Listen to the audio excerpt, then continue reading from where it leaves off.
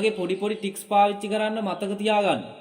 නෑ නෑ නැත්තම් ඕක පැටලෙනවනේ උතුරෙන් තිබ්බ එක මේ කෝකද දෙක පැටලෙන්න පුළුවන්. ඒ නිසා එහෙම මතක තියාගන්න පුළුවන් එහෙම. උතුරෙන් අංගාරාලන්තය දකුණෙන් ගොඩ්වානාලන්තය. රයිට්? ඊට පස්සේ අලුත් ඡේදකින් ලියන්න ගන්න අදින් වසර මිලියන 150ක් එහෙම නැත්නම් 180කට පමණ පෙර ඒ කාලේ අපි සාමාන්‍යයෙන් සලකන්නේ ජුරාසික. දැන් මුලින්ම තිබ්බේ ත්‍රියාසික කියන අවධිය. ඊට පස්සේ මේ ජුරාසික කියන අවධිය. ජුරාසික කියලා වරන් ඇතුලේ ලියාගත්තත් කමක් නැහැ. අදින් වසර මිලියන 150කට පමණ පෙර ඒ කියන්නේ ජුරාසික අවධියේදී තෙතිස් මුහුදට දකුණින් පිහිටි මහත්වීපය. තෙතිස් මුහුදට දකුණින් පිහිටි මොකක්ද දකුණින් තිබුණේ? තෙතිස් මුහුදට දකුණින් පිහිටි මහත්වීපය කිව්වේ ගොඩ්වානාලන්තේ. තෙතිස් මුහුදට දකුණින් පිහිටි මහත්වීපය හේවත් ගොඩ්වානාලන්තය මහත්වීපය හේවත් ගොඩ්වානාලන්තය මොකද උනේ? දකුණු දිගින් තිබුණු මහත්වීපය හේවත් ගොඩ්වානාලන්තය දකුණු ద్రවයේ සිට දකුණු ద్రවය දැන් බලන්න ගොඩ්වානාලන්තේ කොතනද තියෙන්නේ? දකුණේනේ. ඔන දකුණේ තියෙන කොටස. දකුණු ద్రවය කිව්වේ ద్రව කොටස ආයතට අයිතිවනේ මේ තියෙන්නේ. ඒ ద్రවයේ පැත්තේ ඉඳලා මොකද වෙන්නේ බලන්න. දකුණින් තිබුණු ගොඩ්වානාලන්තේ දකුණු ద్రවයේ සිට සමකය දිශාවට ප්ලාවිතය වී. එහෙම ලියන්න. සමකය දිශාවට ප්ලාවණය වෙනවා. දැන් සමකය තියෙන්නේ කොතනද?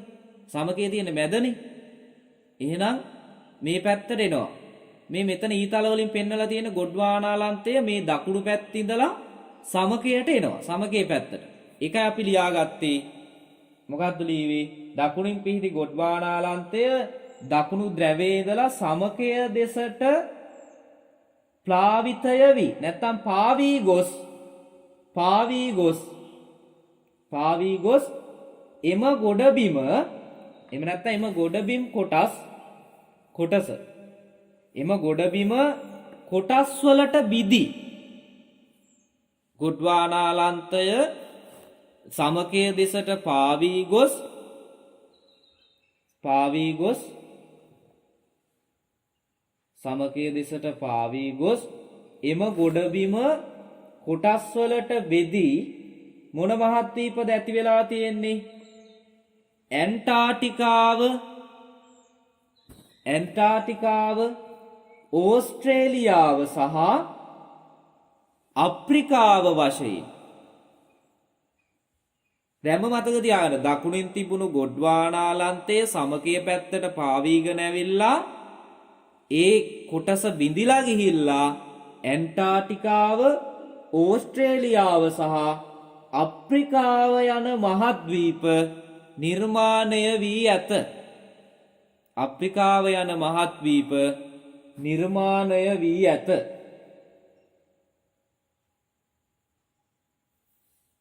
රයිට්? ඔන්න ඒ ටික හැදුනා. අප්‍රිකාව යන මහද්වීප නිර්මාණය වී ඇත. හරි මෙහෙම ලියන්න. වසර මිලියන 150 එහෙම නැත්නම් 180කට පමණ පෙර ජුරාසික අවධියේදී තෙතිස් මුහුදට දකුණින් පිහිටි ගොඩ්වානාලන්තය තෙතිස් මුහුදට දකුණින් පිහිටි ගොඩ්වානාලන්තය දකුණු ద్రවයේ සිට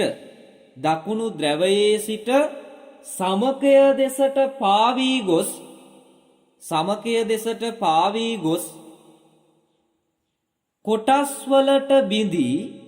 කොටස් වලට බිඳී එහෙම නැත්නම් වෙන් වී ඇන්ටාර්ටිකාව ඕස්ට්‍රේලියාව සහ අප්‍රිකාව යන මහද්වීප නිර්මාණය වී ඇත. රයිට් ලියාගත්තද? මහද්වීප නිර්මාණය වී ඇත. ඒකටම ලියන්න ඇන්ටාර්ටිකාව ඕස්ට්‍රේලියාව සහ අප්‍රිකාව. ඒකටම ලියන්න ඒ මහද්වීප ටික හැදුනා. වසර මිලියන 65කදී පමණ. එහෙනම් නැත්තම් වසර මිලියන 65කටදී පෙර 65කට පෙර වසර මිලියන 65කට පෙර 65කට පෙර දකුණු ඇමරිකාව බටහිරට පාවී ගොස් මොකද වෙන්නේ? දකුණු ඇමරිකානු කොටස බටහිරට යනවා. වසර මිලියන 65කට පමණ පෙර දකුණු ඇමරිකාව මෙන්න මේ ඊතලයෙන් පෙන්වන්නේ මෙන්න මේ කෑල්ල මෙහෙට යනවා. බටහිර පැත්තට. වසර මිලියන 65කට පමණ පෙර දකුණු ඇමරිකාව බටහිරට පාවී යාමේ ප්‍රතිඵලයක් ලෙස බටහිරට පාවී යාමේ ප්‍රතිඵලයක් ලෙස මෙන්න මේ කෑල්ල හොඳේ දකුණු ඇමරිකාව කියලා හඳුනන මෙන්න මේ කොටස බටහිර පැත්ත නෙවෙයි බටහිරට පාවී යාමේ ප්‍රතිඵලයක් ලෙස අප්‍රිකාව සහ දකුණු ඇමරිකාව අතර මොකක්ද හැදෙන්නේ? අප්‍රිකාව සහ දකුණු ඇමරිකාව අතර අප්‍රිකාව සහ දකුණු ඇමරිකාව අතර දකුණු ඇට්ලාන්ටික් සාගරය දකුණු පැත්තෙන් තියෙන ඇට්ලාන්ටික් සාගරය නෙමෙයි දකුණු ඇට්ලාන්ටික් සාගරය බිහි වී ඇත මොකද්ද කීවේ දැන් දකුණු ඇමරිකානු කොහොට එහෙම නැත්නම් දකුණු ඇමරිකාව බටහිර දෙසට පාවී යාමේ ප්‍රතිඵලයක් ලෙස එහෙම නැත්නම් පාවී ගොස් දකුණු ඇමරිකාව සහ අප්‍රිකාව අතර පවත්නා දකුණු ඇට්ලාන්ටික් සාගරය නිර්මාණය වී තිබේ. දකුණු ඇට්ලාන්ටික් සාගරය නිර්මාණය වී තිබේ.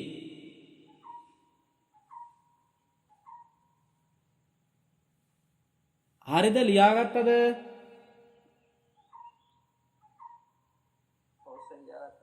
ඊට පස්සේ දැන් දකුණු ඇමරිකානු කොටස හෙට යාමත් එක්කම ආයේ මෙහෙම එකක් ලියමු.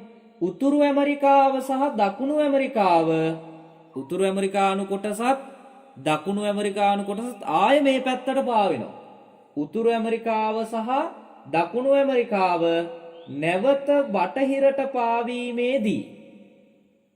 නැවත බටහිරට පාවීමේදී නැවත කියලා ලියන්න එපා.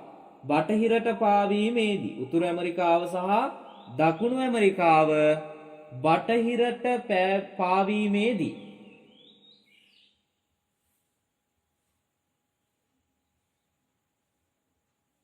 උතුරු ඇමරිකාව සහ දකුණු ඇමරිකාව බටහිරට පාවීමේදී උත්පාදනය වූ පීඩනය කියන්නේ එකිනෙකට පාවෙලා යද්දී අර අධික මේවා සෙල්ලම් බඩු නෙමෙයි මහත්වීප ස්කන්ධ. හොඳේ. එතකොට බලන්නකො මොන වගේ බලයක් යෙදෙන්න අනික මේවා කෙටි කාලයක් තුල මේක පාර පාවෙලා ගියපේවා නෙමෙයි නැවක් යනවා වගේ. මේක දීර්ඝ කාලයක ප්‍රතිඵලයක්. ඒතකොට දැන් අපි ලියාගත්තේ මොකද්ද ලියවේ දැන් ඉස්සෙල්ලා ලියවා අප්‍රිකාව හා දකුණු ඇමරිකාව අතර දකුණු ඇට්ලාන්ටික් සාගරය හැදෙනවා කියලා ලියවා නේද? ඇමරිකාව බටහිරට පාවී යාමේ ප්‍රතිඵලයක් ලෙස අප්‍රිකාව සහ දකුණු ඇමරිකාව අතර දකුණු ඇට්ලාන්ටික් සාගරය නිර්මාණය වෙනවා. ඊට පස්සේ අපි ලියා ගන්න ගත්තේ යුරෝපය බටහිරට පාවී යාමේ ප්‍රතිඵලයක් ලෙස නෑ ඒක නෙමෙයි නේද ලියවේ? අවසානට ලියපෙක කියන්න. පටල ගන්න එපා උක.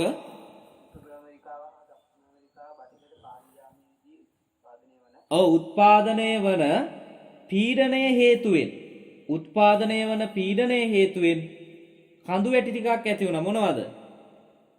උත්පාදනය වන පීඩනය හේතුවෙන් රොකී සහ අන්දීස් තියෙන ওই පැත්තේනේ. රොකී සහ අන්දීස් කඳු නිර්මාණය වූ බවට විශ්වාස කරයි. රොකී සහ අන්දීස් කඳු නිර්මාණය වූ බවට විශ්වාස කරයි. නිර්මාණය වූ බවට විශ්වාස කරයි.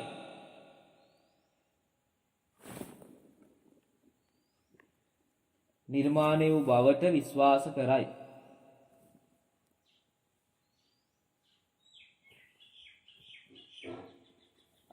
ඊට පස්සේ තව එකක් ඔතන ලියන්න ඕනේ. අපි ලියවේ නෑ නේද උතුරු ඇට්ලාන්ටික් සාගරය ඇතිවීම.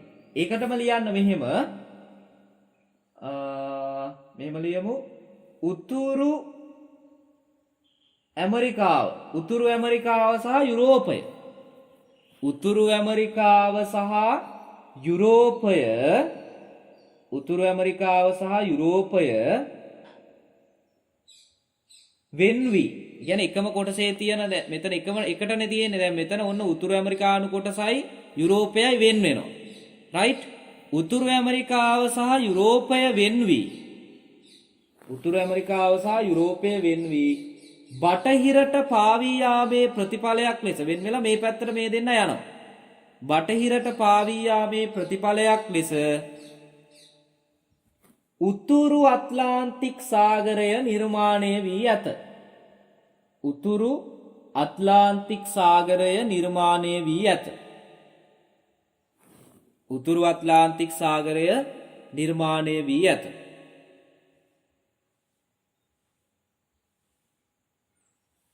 රයිට්? එතෙන් එනකන් ලියාගත්තද හැමෝම? පැටලුන්නේ නෑ නේද? හැමෝම ලියවා නේද? ඉස්සරෝම උනේ වසර මිලියන 150කට පමණ පෙර මොකද උනේ? ජුරාසික වගේ අවධියේදී තෙතිස් මුහුදට දකුණු පැත්තෙන් තිබුණු ගොඩ්වානාලන්තය දකුණු ධ්‍රැවයේ ඉඳලා සමකයේ පැත්තට පාවුණා. එහෙම පාවෙලා ඇවිල්ලා ඒ කොටස බිඳිලා ඇන්ටාර්ටිකාව, ඕස්ට්‍රේලියාව සහ අප්‍රිකාව කියන මහත් ද්වීප ඇති වුණා. ඊට පස්සේ වසර මිලියන 65කදී පමණ එහෙම නැත්නම් පෙර ආතුව දකුණු ඇමරිකාව බටහිරට පාවෙලා ගිහිල්ලා අප්‍රිකාව දකුණු ඇමරිකාව අතර දකුණු ඇට්ලාන්ටික් සාගරය හැදෙනවා. හරිද? ඊට පස්සේ දැන් ඔය ලියාගත්තේ දකුණු නෙමෙයි උතුරු ඇමරිකාව. උතුරු ඇමරිකාවන කොටසත් යුරෝපීය කොටසත් වෙන් වෙලා ඒ දෙකත් නැවත බටහිරට පාවෙනවා. එහෙම පාවෙලා ගිහිල්ලා තමයි උතුරු ඇට්ලාන්ටික් සාගරය හැදෙන්නේ. උතුරු ඇට්ලාන්ටික් තියෙන මෙතනනේ. දැන් මේ රූප සටහනේ බලන්න මෙතන දෙක එකට තියෙන්නේ. උතුරු කොටසයි යුරෝපයයි. දැන් මෙතෙන්දී මේ දෙක වෙන් වෙලා බටහිරට පාවෙනවා. එතකොට අර මෙතන දකුණු ඇට්ලාන්ටික් හැදුනා වගේ උතුරේ උතුරු ඇට්ලාන්ටික් හැදෙනවා. මේ දෙක මේ පැත්තට පාවී යාමේ ප්‍රෙෂර් එක පීඩනය නිසා අර කඳු වැටි ඇති වෙනවා. අන්දීස් සහ රොකි ආදී කඳු. රයිට්? ඊට පස්සේ වෙනම ඡේදකින් ලියන්න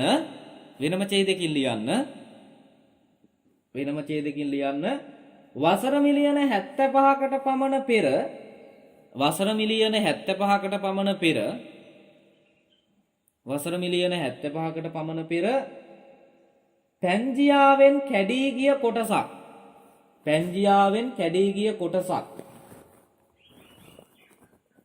පැන්ජියාවෙන් කැඩී ගිය කොටසක් උතුරු ඊසාන දිසාවට ගමන් කර. ඒ කියන්නේ උතුරු පැත්තට ඊසාන පැත්තට ගිහිල්ලා.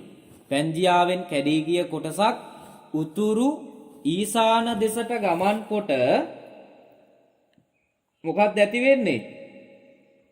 ආසියා මහද්වීපයේ සමග ගැටි හැප්පෙනවා ගිහිල්ලා.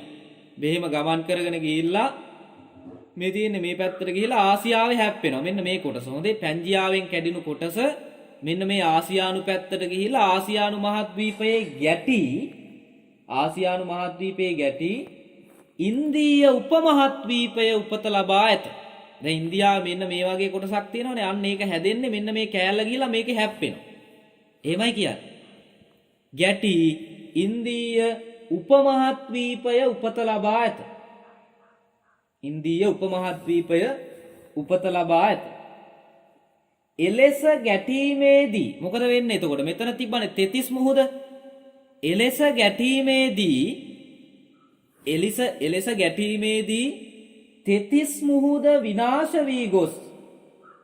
තෙතිස් මුහුද විනාශ වී ගොස් අප්‍රිකාව සහ ඉන්දියාව අතර මොන සාගරයේද ඇති වෙන්නේ? තෙතිස් මුහුද මෙතනින් නැති වෙලා මෙතන අප්‍රිකාවත් ඉන්දියාවත් අතර මොකක්ද තියෙන සාගරය? අප්‍රිකාව සහ ඉන්දියාව අතර මොන සාගරයද ඇති වෙන්නේ ළමයි? ඉන්දියන් සාගරය උපත ලබා ඇත.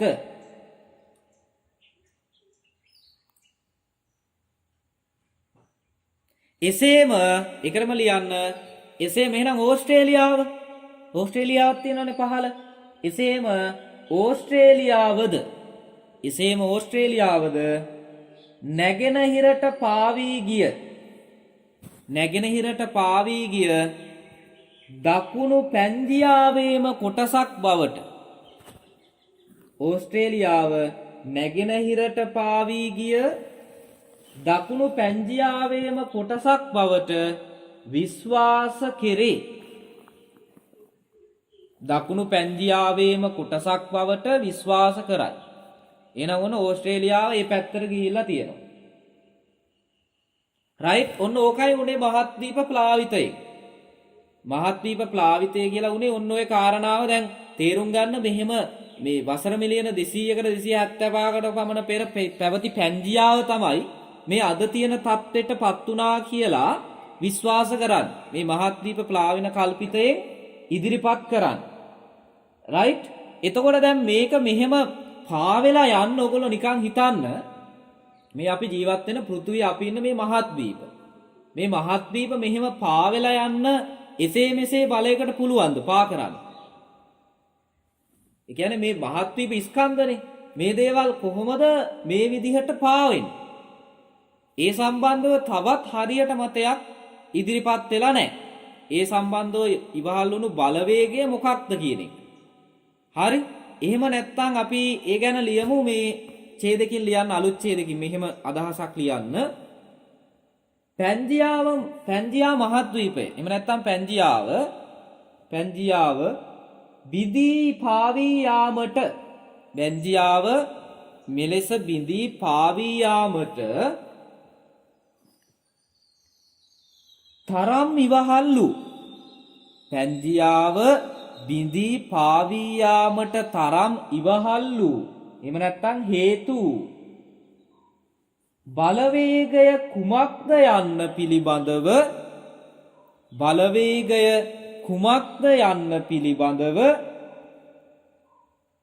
බලවේගය කුමක්ද යන්න පිළිබඳව තවත් දුරටත් මෙතෙක් කියලා ලියන්නකෝ. යන්න පිළිබඳව මෙතෙක් පැහැදිලි සාක්ෂි ඉදිරිපත් වී නොමැත. මෙතෙක් පැහැදිලි සාක්ෂි ඉදිරිපත් වී නොමැත.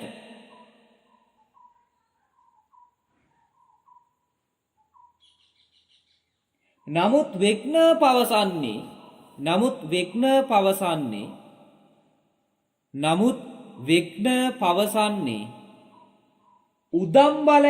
උදම් බලය දන්නව නේද? වඩදිය බාදිය ශක්තිය. උදම් බලය. නමුත් වෙග්න පවසන්නේ උදම් බලය මෙයට හේතු වන්නට ඇති බවයි. උදම් බලය මෙයට හේතු වන්නට ඇති බවයි.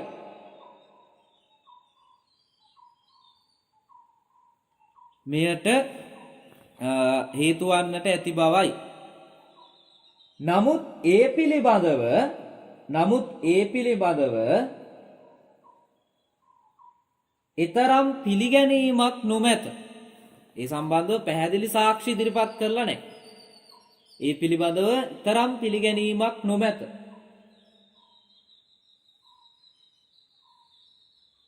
කෙසේමුත් එකටම ලියන්න. කෙසේ නමුත් නැත්තම් කෙසේමුත් මහද්වීප ප්ලාවී යාමේ භූවිද්‍යාත්මක ක්‍රියාදාමය. ඇත්තටම මේක භූවිද්‍යාත්මක වැඩක්නේ. මහද්වීප ප්ලාවී යාමේ භූවිද්‍යාත්මක ක්‍රියාදාමය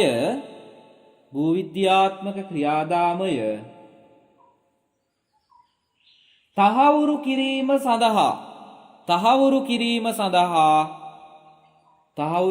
සඳහා වෙග්න විසින්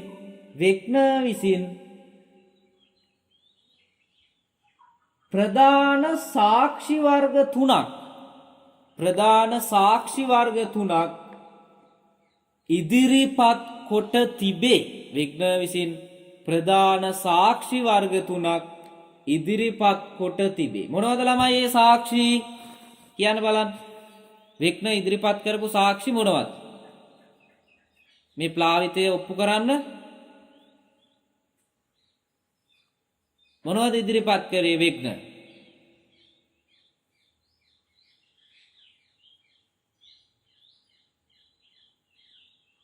මතක නැද්ද? හරි. එහෙනම් මේම ලියන්න.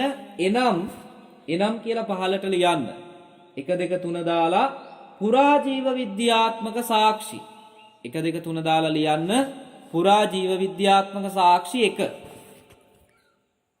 පුරාජීව විද්‍යාත්මක සාක්ෂි.